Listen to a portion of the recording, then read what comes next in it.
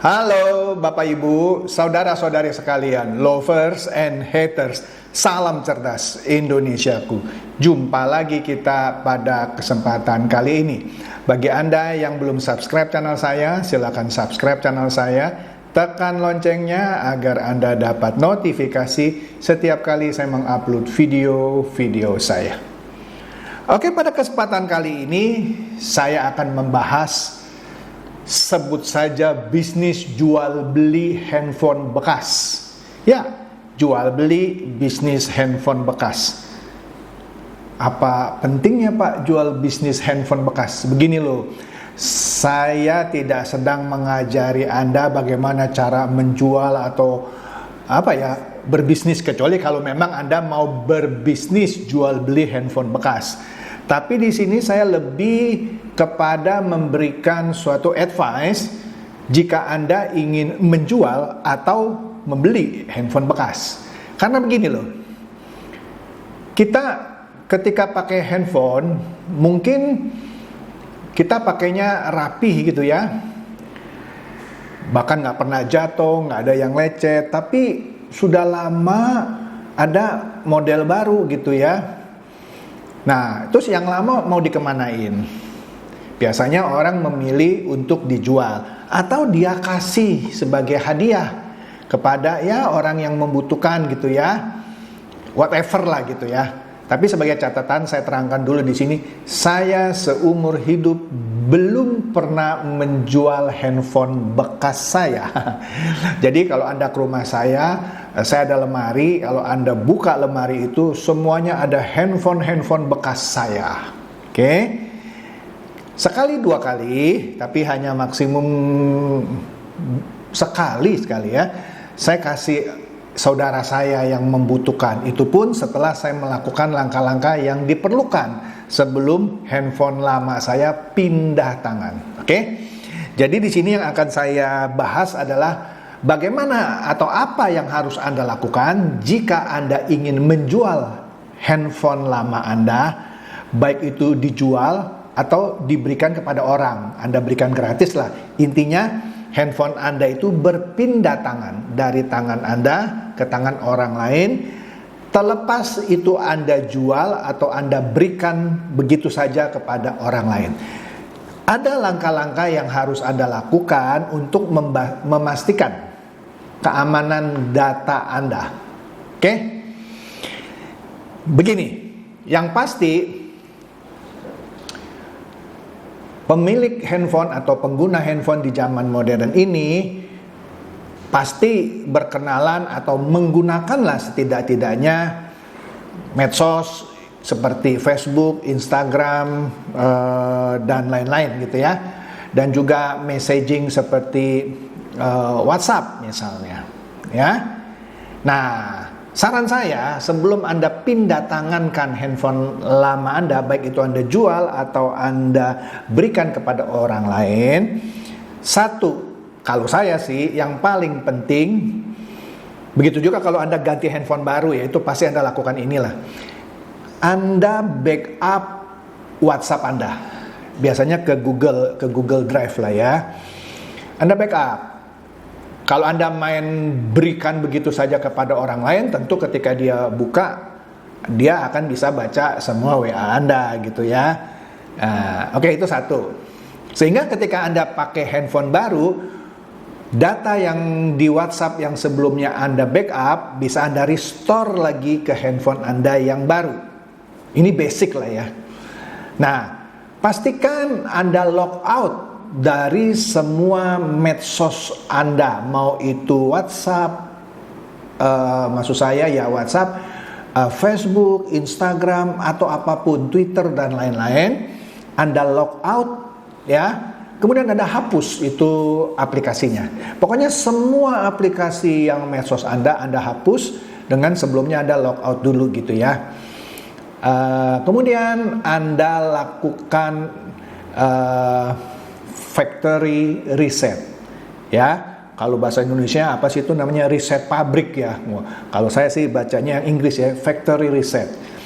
Nah, tapi tidak semua handphone factory resetnya bekerja dengan sempurna. Apa itu factory reset? Begini, Orang menganggap ketika dia pindah tangankan handphonenya, baik itu dia jual atau dia berikan kepada orang lain, begitu dia hapus misalnya foto-fotonya, pokoknya semua file-file yang ada di handphonenya, dia merasa sudah aman gitu ya. Aman dalam arti kata, loh kan sudah saya hapus. Pasti yang pemilik handphone yang berikutnya tidak bisa buka atau baca file-file atau misalnya foto gitu ya, atau catatan, notes atau apapun dari handphone Anda. Itu salah. Banyak kok program-program yang bisa merestore, membaca ulang file-file yang Anda pikir sudah Anda hapus total gitu ya. Masih bisa di recover. Nah, kalau itu dilakukan oleh pemilik handphone yang berikutnya, maka file-file Anda akan dibacanya. Ya kan? Ya kalau Anda nggak ada rahasia dari foto-foto itu is okay gitu ya. Misalnya Anda foto pemandangan, foto kucing. Tapi kalau Anda foto-foto pribadi gitu ya, waduh, itu akan bisa dibaca atau dilihat oleh pemilik handphone yang berikutnya. Dia tinggal pakai sebuah program yang bisa merestore isi dari HP Anda sebelumnya. Nah, oleh karena itu, satu yang tadi saya katakan, Anda bisa menggunakan apa yang namanya, kalau istilah saya, di format ulang. Atau Anda masuk saja ke setting yang tadi yang saya katakan, Anda lakukan factory reset. Dia akan mereset seakan-akan handphone Anda dikembalikan ke status awal, seperti status baru beli gitu ya. Artinya benar-benar semua file itu secara permanen dihapus. Kalau Anda hapus secara biasa, Anda delete atau apa, percuma, itu masih bisa di recover. Begitu juga factory reset gitu ya, belum tentu bisa sempurna menghapusnya ya. Nah, Anda bisa carilah aplikasi dari Google Play Store, aplikasi yang benar-benar bisa mereset memori Anda ya. Nah, kemudian tadi Anda harus pastikan juga ya, kalau saya sih, karena tadi saya katakan saya tidak pernah menjual handphone bekas saya. Kalaupun saya pindah tangankan, saya berikan kepada orang yang masing family atau apa gitu ya. Jadi ya itu saja gitu ya. Hal yang paling harus Anda perhatikan adalah kalau Anda benar-benar jual ke orang yang Anda tidak kenal, atau Anda jual ke toko handphone ya, karena itu akan berpindah tangan kemana yang Anda tidak tahu. Oke? Nah, selanjutnya itu kalau Anda mau jual handphone bekas Anda. Bagaimana kalau Anda mau beli handphone bekas?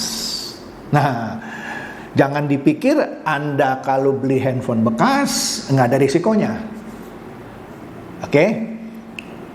Ada kemungkinan ketika Anda beli handphone bekas, Anda iseng gitu, Anda pakai aplikasi tertentu untuk merestore isi dari memori yang ada di dalam handphone itu, ada kemungkinan Anda bisa mendapatkan data-data lama dari pengguna yang lama. Tapi itu buat apa sih?